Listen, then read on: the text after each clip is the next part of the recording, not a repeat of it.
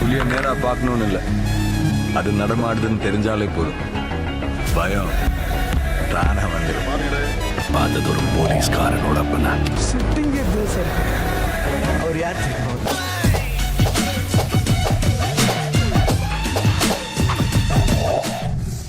പതിറ്റാണ്ടുകൾ നീണ്ട ചലച്ചിത്ര ജീവിതം വ്യത്യസ്ത കഥാപാത്രങ്ങളിലൂടെ പ്രേക്ഷകരെ ആവേശത്തിരയിലാക്കി. 74 വയസ്സിലും സജീവം. 1950 ഡിസംബർ 12 ബംഗളൂരുവിലെ ഒരു മറാത്തി കുടുംബത്തിൽ ജനിച്ച രജനീകാന്തിന്റെ യഥാർത്ഥ പേര് ശിവാജി റാവു ഗെയ്ക്വാദ് എന്നാണ്. സിനിമയിൽ എത്തും മുമ്പ് അദ്ദേഹം ചുമട്ടുതൊഴിലാളിയായും ആശാരിയായും ഒക്കെ ജോലി ചെയ്തിട്ടുണ്ട്. ബംഗളൂരു ട്രാൻസ്പോർട്ട് സർവീസ് ബസ്സിൽ കണ്ടക്ടറായും ജോലി ചെയ്തു. സിനിമയിലെ ആദ്യ വർഷങ്ങളിൽ വില്ലൻ വേഷങ്ങളായിരുന്നു കൈകാര്യം ചെയ്തത്. 1977 ഭുവന ഒരു കേൾവിക്കുറി എന്ന ചിത്രത്തിലൂടെ ആദ്യമായി പോസിറ്റീവ് റോളിലെത്തി. അമിതാഭ് ബച്ചൻ ചിത്രങ്ങളായ ദിവാർ, അമർ അക്ബർ അന്തോണി, ലാവാരിസ്, ഡോൺ തുടങ്ങി 11 തമിഴ് റീമേക്കുകളിലും അഭിനയിച്ചു. അതിഥി വേഷങ്ങളും പതിവായിരുന്നു. 1977 പുറത്തിറങ്ങിയ തെലുങ്ക് ചിത്രം ആമേ കഥയിലാണ് രജനീകാന്ത് ആദ്യമായി അതിഥി വേഷത്തിൽ എത്തുന്നത്. ദുരൈ സംവിധാനം ചെയ്ത പാപത്തിൻ ശമ്പളത്തിൽ സ്വന്തം വ്യക്തിത്വത്തിൽ തന്നെ അതിഥിയായി എത്തി.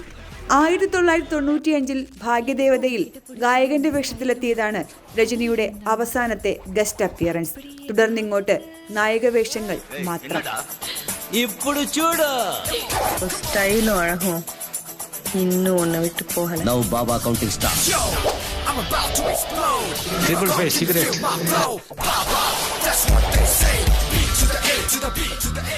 തൊണ്ണൂറുകളിൽ ഇറങ്ങിയ രജനീകാന്ത് ചിത്രങ്ങളായ മന്നൻ, മുത്തു, ഭാഷ, പടയപ്പ തുടങ്ങിയവ ആരാധകർക്ക് ഉത്സവമായി.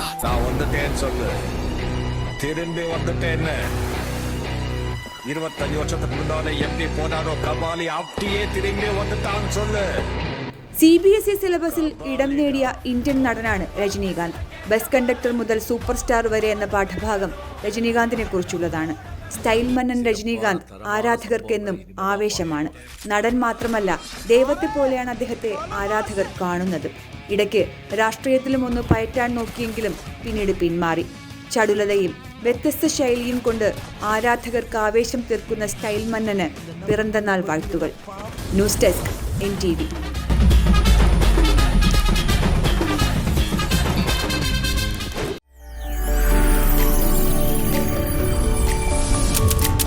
NTV UAE to the world.